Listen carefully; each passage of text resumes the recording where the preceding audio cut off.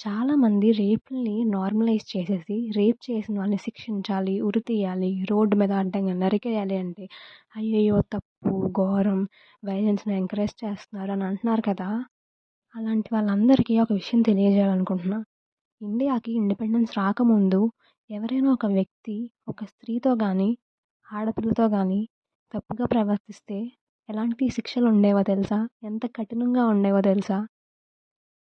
Example చెప్పాలంటే ఒక అమ్మాయిని అబ్డక్ట్ చేసినందుకు ఆ మగాడికి డెత్ పెనాల్టీ వేసేవారు.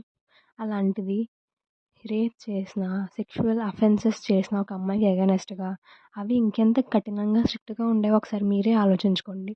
అలాంటిది మనం ఇప్పుడు ఇండిపెండెంట్ ఇండియాలో ఉన్నాం. ప్రతి ఒక్కళ్ళకి స్వతంత్రత వచ్చింది. ప్రతి ఒక్కళ్ళు స్వేచ్ఛగా బ్రతుకుతున్నారు. సో, ఇప్పుడు శిక్షలు ఇంకెంత కఠినంగా ఉండాలి? దాని గురించి మాట్లాడండి.